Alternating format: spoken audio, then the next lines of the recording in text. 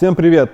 С вами Александр Калашник, и вы находитесь вместе со мной в боксе Side Masters. И сегодня я вам расскажу о проекте Silvia S14 Виталия Козлова.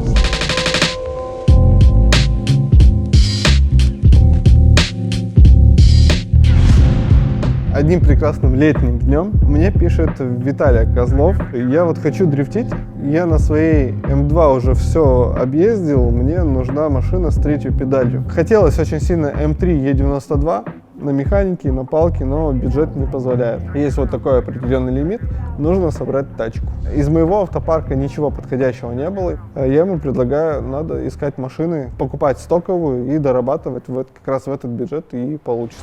У меня знакомый из Самары строил себе машину, строил хорошо, дорого, и в какой-то момент надоел этот дрифт, все очень дешево продаю. Я этот момент не упускаю и покупаю Сильвию на Вете. А к работе приступает Макс JB, он вам расскажет всю техническую часть, что и как мы делали в этой машине. Ну что, всем привет! Меня зовут Максон JB, и я приступаю к работе над машиной Козлова. Первое, что мы сделали, слили жидкости. Когда сливали масло с коробки, уже была видна стружка на сливной пробке. И это говорит о том, что тонкая коробка SR-ная не очень подходит для больших нагрузок и сливки, поэтому мы ее будем менять на другую. Соответственно, сняли коробку, сняли кардан, сняли выхлоп, радиатор, сняли все для того, чтобы достать двигатель.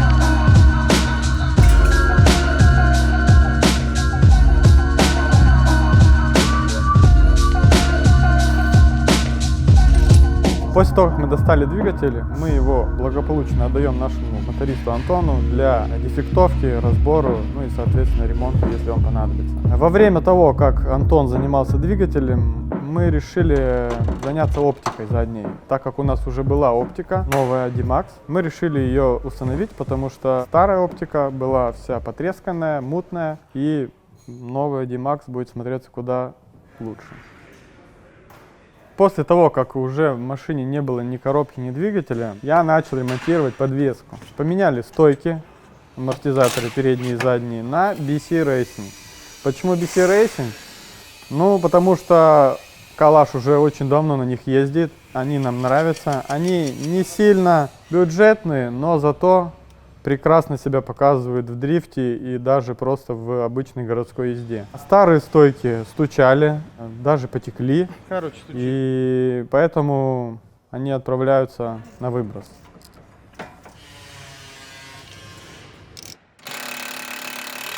Дальше по подвеске кулаки мы не стали трогать, потому что они оказались уже копией Max переваренные. Мы поменяли только наконечники и тяги, поставили от N1. И поставили кривые рычаги теншины для того, чтобы колесо не упиралось при вывороте. И я еще заменил втулки рулевой рейки, так как там балка уже была переварена и рейка перенесена вперед, но стояли до сих пор заводские резиновые втулки, они уже износились, рейка болталась, и, соответственно, я поставил туда алюминиевые втулки уже с эксцентриком, еще с переносом рейки вперед. Для того, чтобы рейка жестко была закреплена к подрамнику, это у нас улучшит рулежку, отзывчивость на руле, ну и долговечность рулевой рейки, потому что она не будет болтаться и не будет никаких лишних люфтов.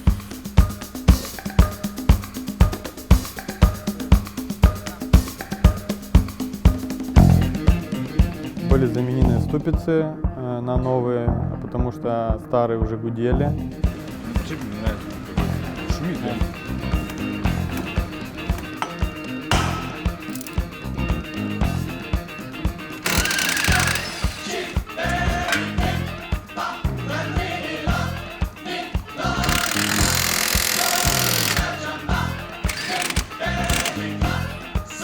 Плюсом ко всему мы установили в круг новые тормозные диски и новые тормозные колодки. По задней подвеске мы также установили стойки BC Racing, новые диски, колодки. Задние ступицы были в достаточно хорошем состоянии. поэтому мы поменяли только шпильки на новые и более длинные. И заменили еще рычаг схождения и рычаг развала на N1.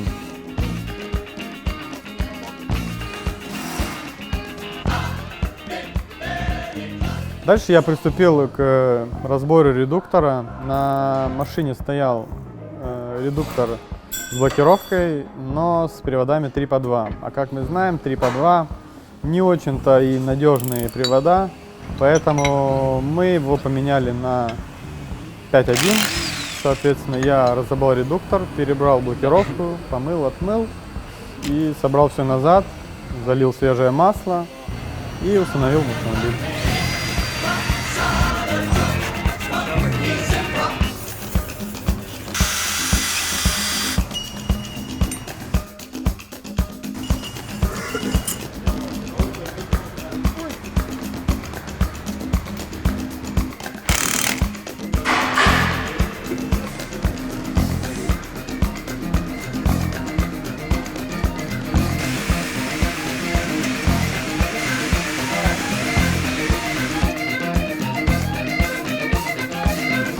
А сейчас давайте вернемся к мотору, который мы сняли. И наш моторист Антон вам расскажет и покажет, что он нашел при его разборе и дефектовке.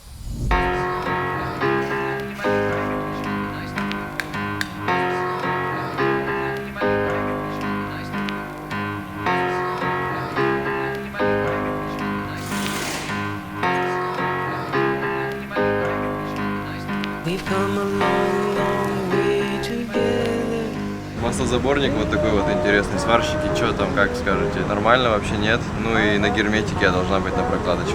Ну и самое интересное расположение шпилек. Здесь должно быть 3 коротких шпильки. Ну, с 2 не угадали, а вот 3-ю почему-то в другое место вкрутили. То есть неправильно собрано. Как мы можем видеть, мотор на ковке. Кованые шатуны, какие-то вон модные поршни. В общем, у ребят при сборке, видимо, слезала грани болтов успокоителя, цепи. Ну и они решили, что закручивать его в принципе не обязательно. Болтается.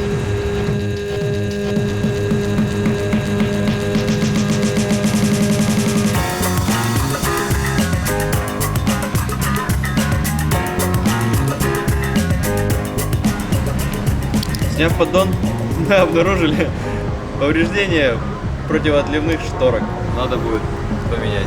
Разобрали масляный насос, состояние его удовлетворительное, то есть его можно было бы и оставить, и он бы еще походил, но есть один нюанс. Нюанс заключается в том, что вот у нас есть турбовый 14-й маслонасос, и он больше. То есть из чего мы делаем вывод, что тут стоял, скорее всего, атмосферный маслонасос меньшего диаметра, и он не подходит.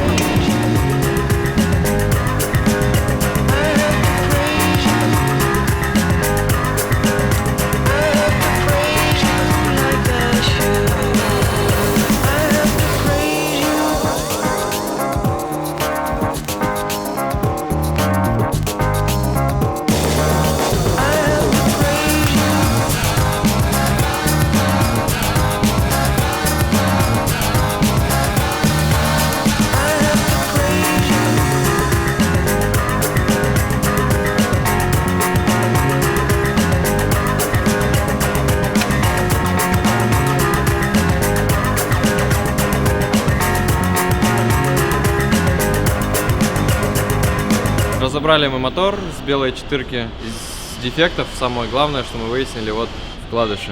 Находились в печальном состоянии, мы их поменяли.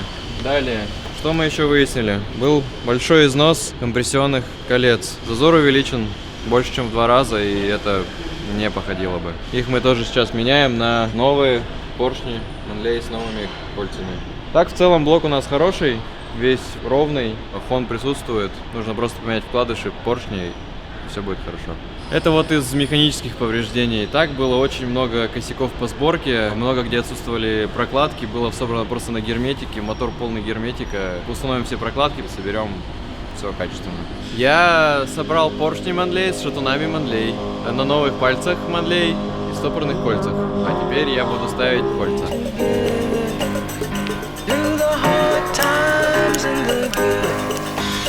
I have to celebrate you baby. I have to praise you like I should.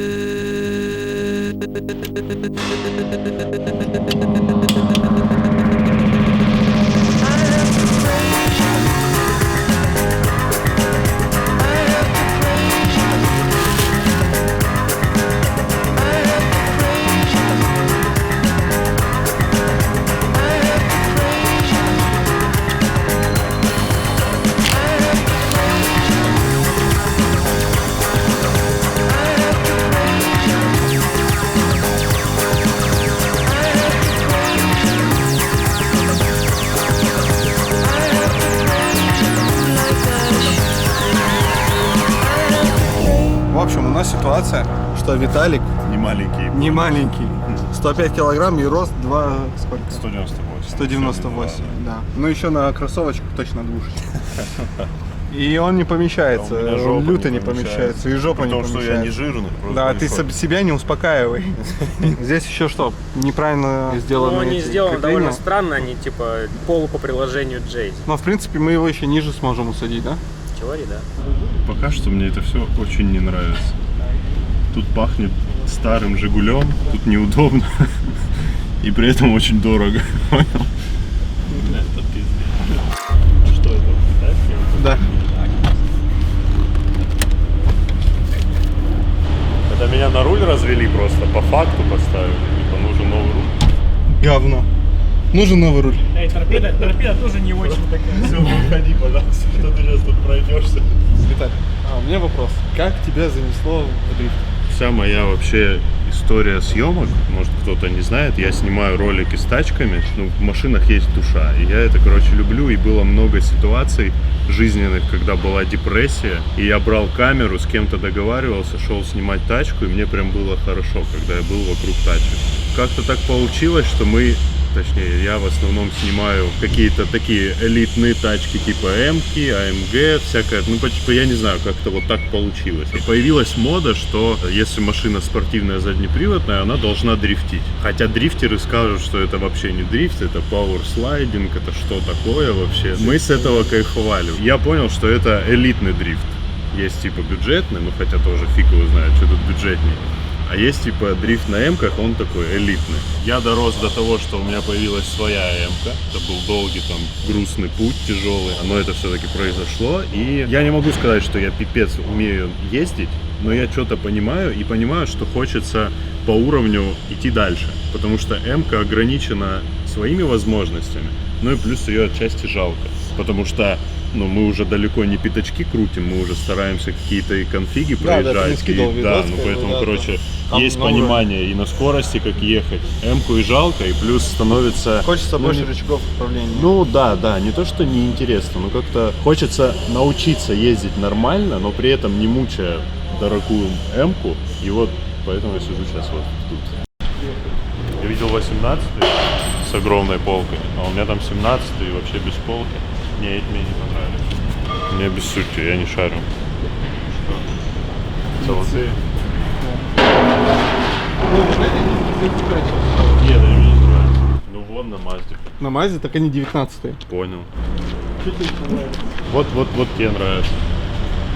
Нет, вот 4 вот. Которые дорогие, белые. Сейчас все дорогое будет. Если скоро будет валюта, знаешь, типа рубли, доллары и калаша валюта. Вот, мне вот эти нравятся. Скажешь? Ну такие по-спортивному. Какие тебе нравятся? Вот это А2 на РГ, которые эти что? белые. Ну да. Да, у тебя хороший вкус. Да. Хоть где-то в чем-то шарит.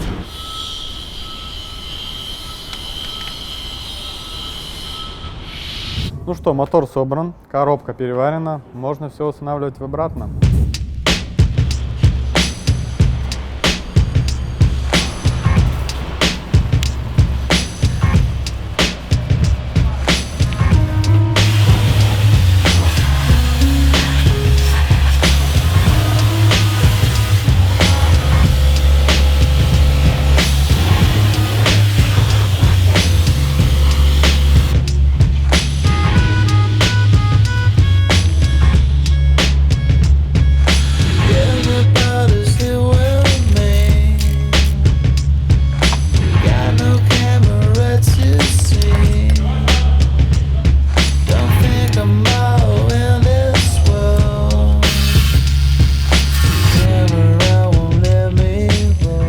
установки мотора появилась необходимость переварить пайпы, ну, впускные пайпы.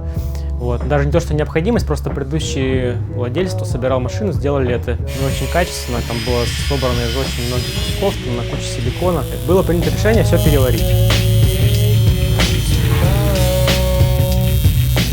Старое сцепление, которое стояло на этом автомобиле, мы решили не ставить, а будем ставить надежное, проверенное нами сцепление OS-Giken TR2CD, двухдисковая демпферная керамика.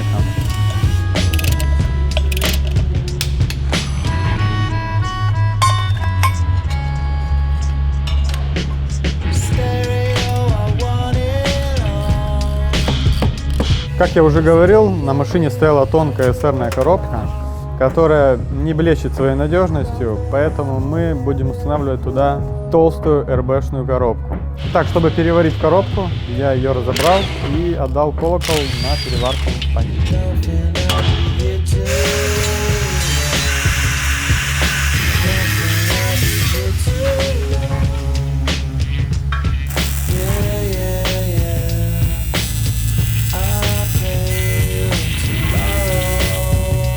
После того, как Паха ее переварил, я, соответственно, промыл всю коробку, собрал все назад и залил свежий мат.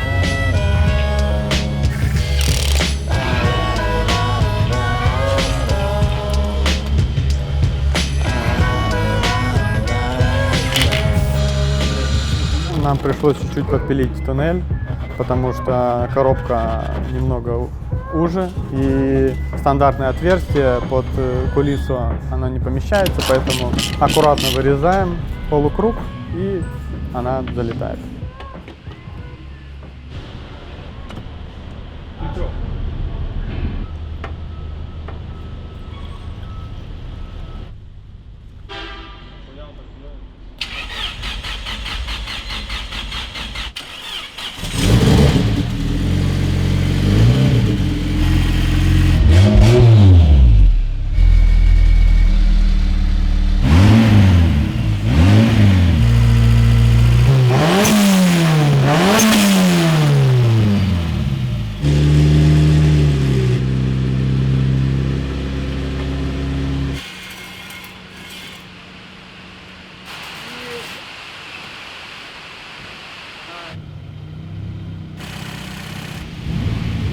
Запуск состоялся, и теперь нам нужно поехать на стенд настраивать мотор. Но чтобы это сделать, нам нужно для начала сделать развал.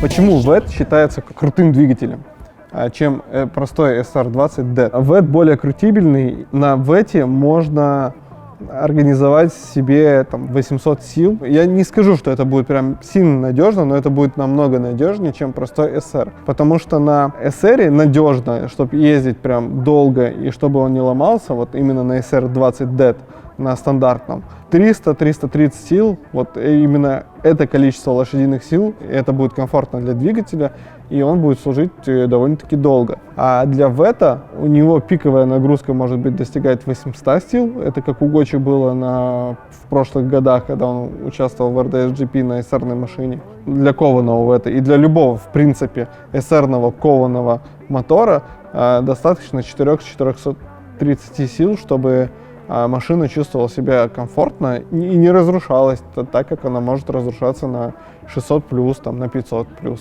Потому что каждая сотня лошадиных сил добавляет пипец какой нагрузки на автомобиль.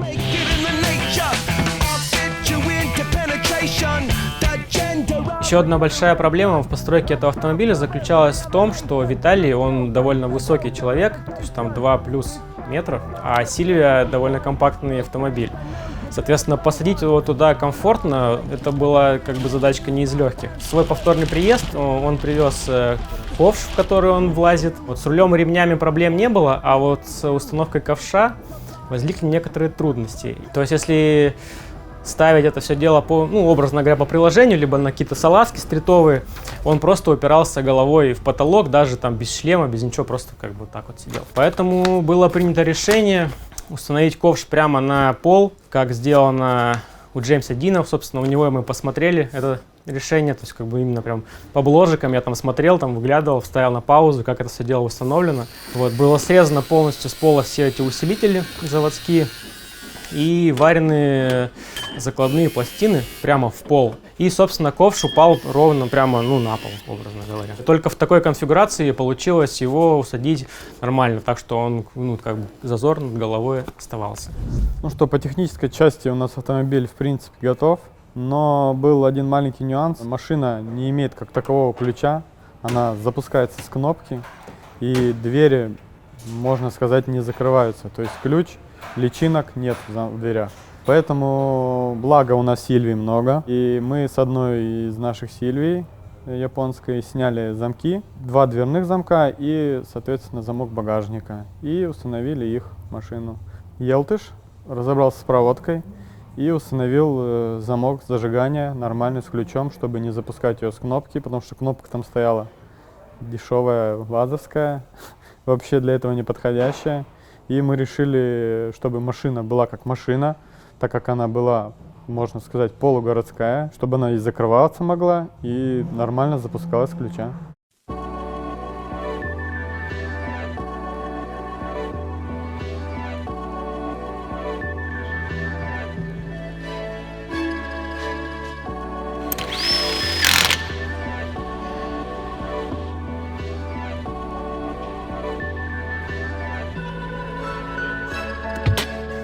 В целом, я доволен. Я думаю, что Виталию машина понравится. Он будет получать от нее удовольствие, как по передвижению по городу, так и с выездом на трек. Я старался.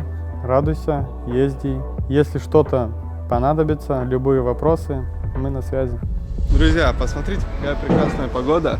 Смотрите, подкинули уже номера, уже все практически сделано. А мы сзади поставили, естественно, планочку D-Max. И у нас была проблема, у нас не было проводки в этой машине. Не работали ни тормоза, ни поворотники, ни аварийка, ни габариты. Но, как вы видите, уже все работает. И изумительный Илья стал электриком. Знаете, есть поговорка: глаза боятся, руки делают. Спереди также не работали ни дальние, ни поворотники. А мы поставили решеточку. Но решеточку, если убрать, получается совсем некрасиво. И там вот такая вот дырка. Что мне еще не нравится, эти замки. Мы поставим оригинальные аэркэчи, вырежем, будет красивенько. Что проделали по машине в общем? Мы полностью перебрали мотор. И хорошо, что мы это сделали, потому что были вопросы. Сняли здесь. Поворотники какая четко. Вообще не Как было. будто милспект. Чух вон там проходит. Да, все довольно-таки аккуратно сделано. Замок зажигания появился. Замок зажигания. И Да. лепесток света. Да, идем покажешь. Давай сначала тут покажешь, как все работает. Поворотник правый, поворотник левый, дальний, ближний. Все работает, все изумительно. Появился замок зажигания, 4-ки с оригинальным ключом, вот с таким Nissan. Была, короче, вот тут был врезан тумблер. Идеально вот эту штуку бы тоже поменять, потому что она, стероид. Тут был тумблер зажигания, такой ублюдский, а вот здесь была вклеена кнопка, короче, вазовская багажника. И то есть, когда мы нажимали на кнопку багажника, у нас запускалась машина. Сейчас все это работает с ключа. Все с Полточка. Далее поворотников в машине вообще не было. Свет втыкался вот здесь. Одна кнопка был ближний свет, вторая кнопка был дальний свет. Сюда, кстати, тоже надо заглушечку найти. Я ему сделал вот такой лепесток, то есть все по стоку включается. Да, приборка Всё, даже дальний моргает, поворотник правый, поворотник левый. Кнопка аварийки, включается подсветка печки. Мы подкинули другие диски, были VSX-X, и они не очень смотрелись. Слишком маленькая полка была. Подкинули адваны с полочкой. RG2 адваны, спойлер на ван. Вот, выхлоп сделали. Который... 450 сил, здравствуйте, я собрал, сделали. Умничка, посмотрим, насколько он будет жить. Он жил, на стенде выжил. Значит, уже прошел обкатку, да? Машина, ну, реально преобразилась. Вот убрать какие-то следы от наклеек, но мы на мойку еще не ездили. Как бы машина реально преобразилась. Вот только эта машина на российском учете, стоит уже на Виталике. Багажник открывается. Вот. Это плюс, что он открывается. Короче, вот так вот тут проложилась вся проводка. Тут была стандартная проводка на бензонасос и на поплавок. И вот эти вот плюс-минус, короче, на типа клеммы аккумулятора. Фонари задние D-Max. Тут вот сделал проводку, вот такую вот типа вазовскую универсальную джемовскую фишку. Здесь оно все проложилось, здесь все проложилось. Вот это вот уже было в машине сделано. Но я там проверил, что все работоспособно, и вплел проводку на фонари уже в ту проводку, которая здесь была. Потому что на задней фонари не было вообще ничего, было только на насос, на поплавок и вот на аккумулятор, вот этот здоровелехий. И сейчас это типа я из двух проводок сделал одну, закинул все это в салон. И вот как-то так вот все это выглядит под ковер и ушло туда. И сейчас типа все работает. Ну, в общем, ласточка наконец-то покинула пределы бокса, так сказать, на обкатку проводки. Тут также проводка на омывайку, подключили форсунки. Все это вот тут заходит в салон. Полностью восстановил штатную систему работы дворников. То есть про свет я уже говорил, что ближний, дальний. Все тут загорается, печка загорается, кнопка аварийки загорается. Все работает, все с реле времени. Даже работает вот этот выбор интервала. Работает омывайка. То есть вот мы побрызгали на стекло, все побрызгало. Дворники сработали. Быстрый режим, средний режим, интервальный режим. Можно сделать вот так. Он будет работать. Это быстрый интервал. Точнее, вот это быстрый будет, вот это медленный. Ну, короче, все работает. Теперь в машине колхозных тумблеров вообще никаких абсолютно не осталось. Все со штатных рычагов. Короче, кайф. Сейчас машина стоит и обкатывается свет. Понажимать стопорило? Я говорю, сразу сужьем газует, понял, говорит, что горят, да. Все, спасибо. Даже заморочился, вывел ему проводку на центральный стоп. Ее здесь вообще не было. Так вот тоже тут все проложено. В багажнике вся проводка упаковалась. Это же Виталя. Здоров. Ты уже первые эмоции сказал насчет замков и решетки. Да, я видел замки, увидел решетку между фар. Ну, намного лучше. Ну да. Те эти как будто сжиги, эти замки. Ну, колхозные. А так смотри, аккуратненько. Здесь замочек, здесь замочек. Да. Все как положено. Резиновую свою, да, поставили? Да, Но ее можно уже, да? можно. Тут 225-я. Можно 205-ю заказать, можно 215-ю заказать. Так, сейчас я возьму. Повесит, Ну, я да. только заметил. Виталь, смотри, у тебя теперь два ключа. О, ничего себе. Это один типа запасной? Типа того. Так, это одинаковые ключи. Не знаю, брат, вот не знаю вообще. Твоя задача ее запустить. Ты же помнишь, как она запускалась? Она открыта, она открыта, да. То есть Да. уже задача легче. Так. Коврика не было? Ну, коврик тебе поставил, но не было коврика. да? У меня есть клетчатые прикольные коврики, я тебе их подарю. Че, ты не... О, этого не было, да? Этого не было. О, Поэтому два ну, ключа. начинки. Проверяй, какой нет. Давить надо. Не, куда-то, это да. по-моему. Вот Так. этот. Че, массу надо включить, массу мы тебе оставили. Это вот это. Да, это чтоб на соревке, в случае чего. Так. Так. Сцепление, нейтралка, смотри, чтобы оно точно на нейтралке было. Так. Чек горит, брат. Это нормально. Понял. Чек перестал работать? Да. Ну. В общем, по салону. Что-то еще замечаешь? Что тебе нужно было? Спидометр, то, что работает. Ну, не знаю. А, тьфу, ёпта. Стрекоза. ё- Все работает? Ну, попробуй. Да ладно, О, серьезно? смотри, даже на этом, да, поворачивает. Да. Да ладно. И это Да. дальние фары, вот все Ну, отсюда да. теперь? А тут теперь ничего нет. Нету. Базар. А что еще у тебя есть? И вот это работает? Ну, попробуй. И пшикает водой? А попробуй. А я тебя сейчас могу залить, Похуй. если вдруг пшикает. Да ты шо? Когда у тебя сильнее, ты радуешься мелочам. Да. Но этого просто не было. Так, офигеть. Блин, я вообще не представляю, как на левом руле, ну, на правом руле ездить. То же самое, как на левом, только направо. Ну, надо привыкать. Знаешь, Спокойно. ну, коробка первая туда. Да, не, коробка так же. Я Ну, только это щас самое начал. сложное. Да? Да. Ну, и Больше помни, что всего, да. поворотники у тебя А, со с стороны, другой стороны. короче, правой руки всегда. Ну, вернее, Ладно. со стороны двери, короче. Пробег честный. Блядь. Ни разу не битый, не крученный, да? короче? Прямо это глаза начали становиться уже. Почему? У меня? Ну да. За то, что типа в японской тачке. Ну да. Да. Все, сейчас Том Ям поедем кушать. Да, сейчас поедем. В общем, да, личинка замка есть. Да, замок вот это вообще зажигания. топ. Но у тебя теперь два ключа. Один за замок отвечающий, а другой отвечающий за дверь. Да, я понял. Надо его как-то пометить, наверное. Ну, это он уже пометил. Зато у него, смотри, он какой, бля, зажиточный. У него 2 оригинальных ключа Nissan, понял, старых, типа. Массу рекомендую выключать. Да, массу. Я выключил. Ну не, ну вообще, оставил машину, выключил. Там никакие настройки не слетят, а так точно ни аккумулятор, ни сядет, ничего. Чтоб ключ достать, смотри, вот у тебя кнопка.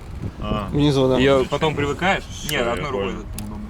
все, я понял. Привыкнешь, короче. Да. Он говорит, кстати, вот эти вот штучки ему понравились. Замки-то? Да. Они посимпатичнее. Да, они не закрываются, они не на ключе, короче, поэтому Ну да, я понял. имею в виду. Расскажи свои первые впечатления, ну, типа. Не, честно, я знал, к кому обращаться, потому что выбора особо и не было. Ну, типа, кто может сделать, настроить машину. Я, конечно, не катался еще, не знаю, что там. Ну так, По-любому щас внешне, что-то- вот именно Не, те, внешне когда мне она нравится. приехала к тебе в руки, понял? И ты Ну, такой, типа, да, бля. нет, ну, я был морально готов, что это будет, пепельница, которая будет грязная, там, в салоне, то есть все. Ну, она как бы такой осталась, но... Потому что мы еще не Ну да, надо ее все в почистить. Brutal Car не ездили, да. Да не, мне очень всё нравится. работает. Я не знаю, честно, внешне мне все устраивает. Главное, чтобы я мог на ней вообще ездить, чтобы меня там не бесило, то, что это правый руль, что вообще... Я, короче, вообще с этим не знаком. Я просто далек от этого. Я хотел М3 E92, которая вышла бы...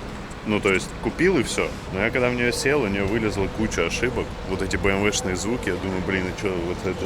О, Два правых дал. Это коврики, которые Это мне, тебе да? в подарок, да. И я думал, типа, с вот этими звуками жить не кайф. И после этого я думаю, блин, а на чем еще тогда учиться ездить? Ну, допустим, даже если есть такой бюджет. Ну и я ж тебе написал, и ты говоришь, давай тебе найдем что-то. И за остальные деньги под тебя ее сделаем. Ну, так и я не знаю, получилось. мне кажется, это Сильвия нормально подходит в плане стиля. Она, конечно, мне кажется, очень заезжена. И скоро, мне заезженная кажется, в плане? Ну, в плане того, что каждый, кто хочет учиться ездить, у него Сильвия на первом месте. Ну, короче, мне кажется, это очень переоцененная машина. Ну я думаю, ты ж не ездил на Сильвии. Не ездил. Я думаю, ты поймешь, почему люди так говорят. Ну, может, в ней что-то есть, пока я не Да. знаю. Но пока что для меня это просто японская жига, которая хайповая и из-за этого дорогая. Но она выглядит как Peugeot. Вот Да, из фильма «Такси». Ну, кстати, да, чуть-чуть Да, есть. да, да. есть такое. Чуть есть. Но все будут думать, что ты на Peugeot. В целом, все нравится. Просто, честно, кайф научиться ездить, и все. И чтобы это, так как я это все тоже снимаю, чтобы это было стильно, красиво, мне кажется, что 36-я не очень как-то подошла. 36-я нет, В этот момент. Сильвия стильнее. Да, мне кажется, Сильвия стильнее. По факту. В целом комфортно. Приятненькая, да? Такая. И не громкая. Так, первый лежачий. Да, на джип, братан. Ну, изи. Я как будто на права сдаю. Ну. Поворотник, блин. А он не отщелкивается, кстати. Сколько мне еще всего предстоит. Да. Как ощущение тебе? Приятно, типа, на ощупь, на газ, на отклик там? Ну, едет прикольно, ну как, да фиг знает, брат, я не знаю, как тебе это описать. Так, нам бы вправо. Поворотник.